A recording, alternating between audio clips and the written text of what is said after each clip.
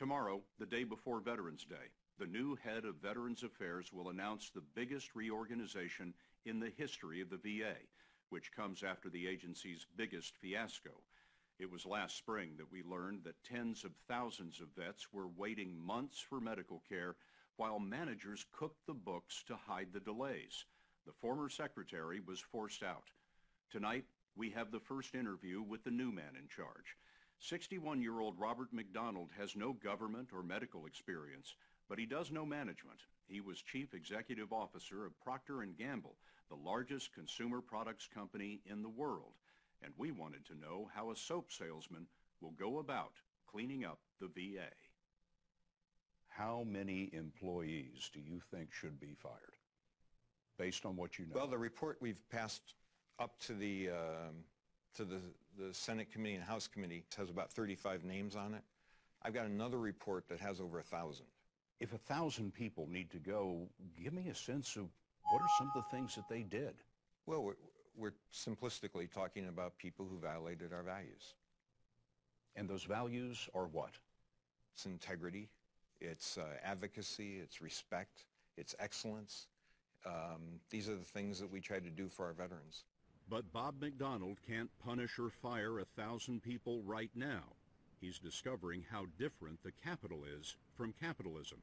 To fire a government manager, he has to put together a case and prove it to an administrative judge. Scott, the reason this is okay in some respects is that a lot of people think it's not okay, well, that if people lied and put veterans second and their self first, they should be cleared out. Absolutely, absolutely. But we've got to make it stick. How do you mean? So we propose the action, the judge rules, and the individual has a time to appeal. That's why we have a lot of people on administrative leave. We've moved them out because we don't want any harm to our veterans. I'd like you to meet my district commander. Hi, Bob McDonald. He's been on the job 4 months, and in that time he's been getting an education.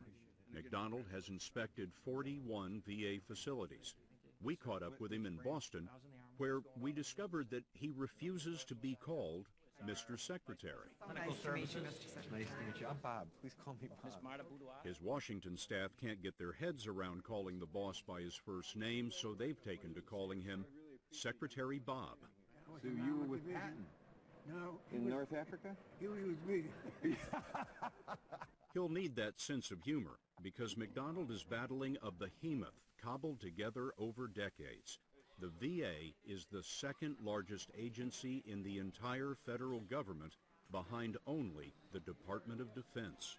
We have no hope of taking care of veterans if we don't take care of each other. He has 340,000 employees who handle services ranging from home mortgages to college loans to heart transplants. Well, you got people who really care about veterans here. Exactly. With 9 million patients, the VA is America's largest healthcare system, but it had slipped into critical condition.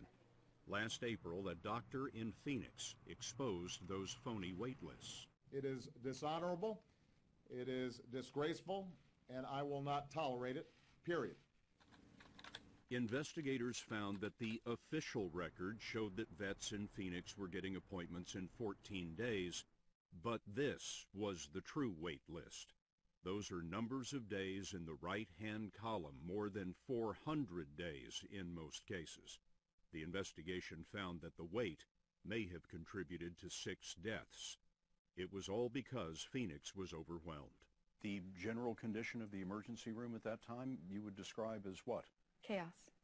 Absolute chaos. Dr. Catherine Mitchell was co-director of the emergency room. How well known was it inside the VA in Phoenix that veterans were going months without getting an appointment? Everyone knew that. Everyone that worked at the Phoenix VA for any length of time. And when she reported the problems, she was reassigned to an empty clinic. In 2013, I submitted a confidential OIG complaint regarding the life-threatening issues within the Phoenix VA system. Dr. Mitchell was among the first to blow the whistle. I had veterans who had survived World War II, who had survived Pork Chop Hill, who had survived the Battle of Fallujah, who had gone through so many situations of combat where it's a life and death situation, and yet I could not guarantee their safety in the middle of metropolitan Phoenix in my ER because we didn't have adequate staffing or training. A nationwide investigation confirmed the phony wait lists in Phoenix and 92 other VA centers. When you read that in the Inspector General's report, you thought what? I was incensed. Our veterans have earned these benefits. They earn them with their lives in danger. It strikes me that you are coming into a system which was broken because the people in the regions were lying to headquarters. This is one of the reasons I have traveled. I've got to get to the bottom of it. I've got to meet the people. So the adverse information gets from the bottom to the top as quick as possible. People get rewarded for bringing adverse information forward. That has never been the case before. It's going to be the case now. I have a piece of paper right here from a veteran. The day we were with him, a vet had driven 1,200 miles to get care at the Boston VA hospital. She slipped McDonald this note. Can you read it? It says, "I'm from Alabama, and I had to come here to Boston to get care." That breaks my heart. Other failures boggle the mind.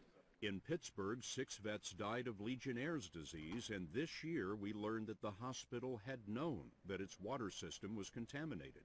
In Brockton, Massachusetts, a Vietnam vet was hospitalized for 8 years with a psychiatric disorder, but no one ever scheduled an appointment for him with a psychiatrist.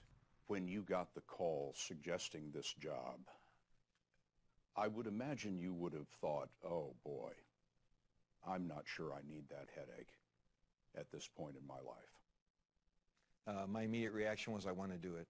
I feel like my whole life has been designed to lead to this. The design of Bob McDonald's life in many ways started at the U.S. Military Academy. He graduated in '75 and served 5 years as a paratrooper. He bought his first home with a VA loan, and the VA paid for his master's degree. In 33 years at Procter & Gamble, he put Tide, Pampers, and Joy into most of the cupboards on Earth.